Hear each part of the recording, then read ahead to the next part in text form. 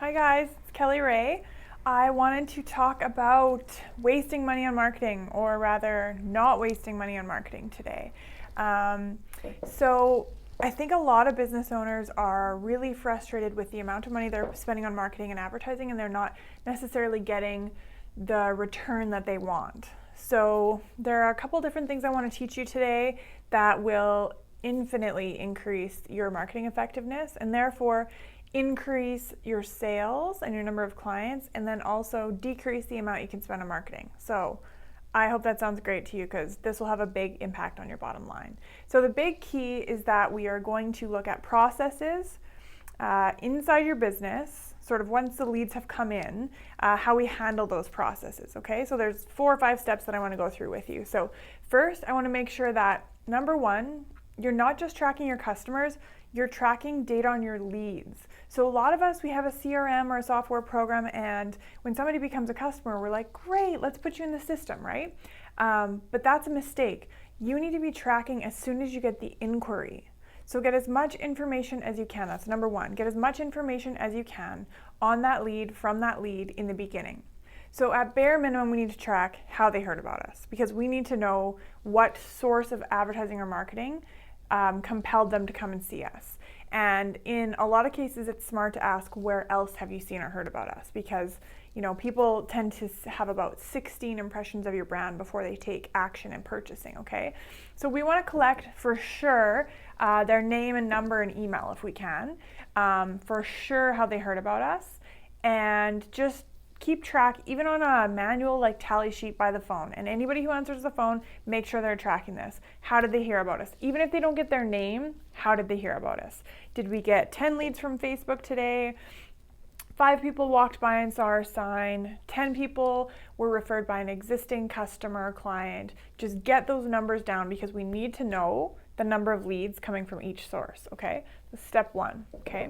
Second, when you are collecting data on your customers, you need to be as detailed as possible. So I highly recommend giving your customers like a survey when they start with you, or if you don't think it's appropriate, maybe a little bit after they start with you. But your ideal customers, we want to know everything about them: their age, what they do for a living, what their hobbies are, what social media they're active on, what sort of media they consume, do they have kids, did they go to church? Anything you can find out about your ideal clients, we can use this to better target our marketing. Because if you're just sort of trying to market to everybody, you won't be able to really speak to anybody. So if you're trying to be everything to everybody, you'll fail, right? Or you'll waste a lot of money. But if you narrow it down and you look at, let's say your top 10% of customers are all 35 to 45-year-old women with kids. They all, for some reason, play soccer, or almost all of them. And they love massages, you'll find these commonalities, I guarantee it. Take the top 10% of your customers, your ideal customers, and just survey them or find out as much as you can about them. And 80% of them will have these commonalities. And then you just use those to do more targeted advertising. So for example, maybe sponsor a soccer team, or when you're advertising on Facebook or LinkedIn and you can go and select interests, we can talk about soccer, we can talk about kids, we can talk about like mom life, that sort of stuff, Some of my clients even found out what their ideal clients drove, and that was magnificently helpful when we were doing targeted advertising. So be as detailed as possible when collecting information on your customers. Step 3, you have to have a follow-up procedure, and a good one. And a hardcore one, some of my clients might say. 84% of sales are made or done between the 5th and 12th follow-up. And most businesses follow up once, if that. So I think a lot of us don't follow up because we think that it's like pushy or salesy, but I really disagree with that paradigm. I think that follow-up is a service. And I think if you don't follow up with a client who needs your product or service, who needs your help, I think you're doing them a disservice. So there will be the odd customer who says, please don't follow up again, I'm not interested. And that's fine, that's when we absolutely stop. But in other cases, we need to make sure that we follow up at least 5 times. Think about that. 84% of sales are being done between the 5th and 12th follow-up, and most businesses are following up once or not at all. So you can totally get a competitive advantage over your competitors by just following up. So you can follow up by text, email, you can send videos to them, you can call them, you can show up. That might be a little bit invasive for some people, depending on your relationship with your customers. But the point is to do things that, not comfortable, to do things that your clients will like. So don't follow up in a way that's annoying to them. If at all possible, follow up in the way that they like to be communicated with, okay? But don't give up after 1, 2, 3, or 4 times. At least follow up 5 times. And get this procedure in place, teach it to your staff, get them comfortable with it, get everybody onto the paradigm of follow up is a service. We're helping these people. Because I don't know about you, but I'm busy.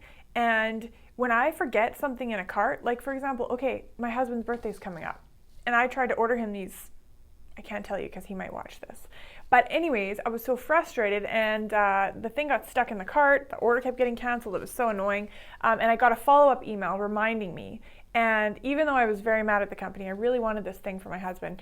So that reminder was like a real service to me, because otherwise I would have forgot, and then on his birthday I would have been like, oh, your presents are so subpar.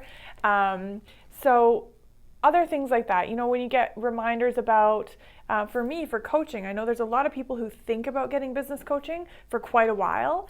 And I keep in touch with some people some people, I think the longest period was like a year. And they're like, sign me up. And so that probably was like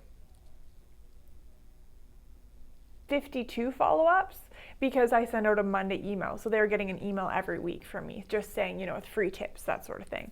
And that's another point. You don't have to follow up and say, hey, it's me again. Are you ready to buy? You can just send, hey, I thought of you. Here's a great article. Or, hey, I thought you might like this special deal that we have going on, if that fits your brand. Number 4. Sorry, this is going to be a long one. Number 4, I want you to calculate return on investment, cost per customer, cost per lead, and conversion rate separately for each type of lead source. So that means for Facebook, for return on investment, we want to calculate how much we got from Facebook, how much business we did, versus how much we spent. Okay? And then cost per customer for Facebook, how much we spent on Facebook, and how many customers we got out of it.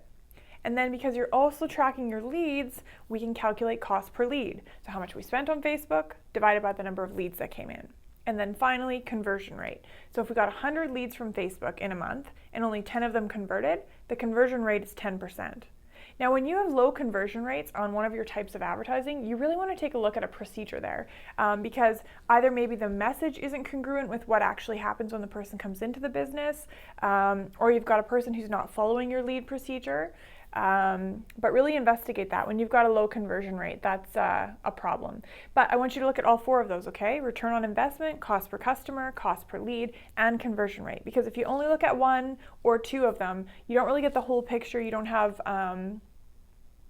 the full set of tools that you need to analyze whether the marketing is effective. And if you can't really analyze it, then you can't stop doing one thing and start doing more of another. Do you know what I mean? And that's what business coaching is all about. Do more of what works and stop doing what doesn't work. So that's what we want to do in your marketing. So finally, the 5th thing, last thing I promise, you must systematically assess your customer path and your lead handling processes. So we need to be systematically, monthly at least, making sure people are following the lead process, making sure that maybe we need to tweak it if things are changing, and things are always changing in business, right? We need to be surveying our customers, ones who do convert into customers, and also we need to be surveying people who don't convert into customers, because they might have some really cool feedback for us on why they didn't convert. You should be mystery shopping your people who are handling leads. Let them know about it. We don't want to do anything sneaky, but that should be part of their feedback. Every month or so, every couple times a month maybe, you have somebody call, and then they rate your staff on the procedure they were supposed to follow. Did they say this? Did they offer that? Were they kind? Were they polite? Were they knowledgeable? Were they helpful? Did they make me feel important? And that needs to go on your calendar. Systemize it, put it in your calendar, review it. If you do all these things, I guarantee you'll spend less on marketing and you'll increase your sales, okay? So I know that was a lot of information. I'm going to summarize it for you really quick, but this is a video and you can rewind it if you need to watch it again. So first, track as much data as possible on your leads, not just your customers. Second, be as detailed as possible. Capture everything you can about your customers because we're going to use it to do more targeted marketing. 3, you have to create a follow-up procedure. Change your paradigm. Follow-up is a service. We love follow-up. Nobody else is following up, so go get all that money that's on the table that your competitors are leaving, okay? 4th, calculate return on investment, cost per customer, cost per lead, and conversion rate. You need to know these numbers for each type of source, each type of lead source, or each type of advertising, right? So your signs, your Facebook, your Instagram, whatever you're doing. And make sure you include the cost of the labor of the person who's spending time on there too. And then finally, systematically assess your lead conversion processes. So put it in your calendar, review it, review your people, review your process, and watch your conversion rates go up, watch your cost per customer go down, your cost per lead go down, your return on investment go up as you start to make smarter marketing choices. So I know this stuff works, so please implement it in your business because it'll help you a lot. Have an awesome day.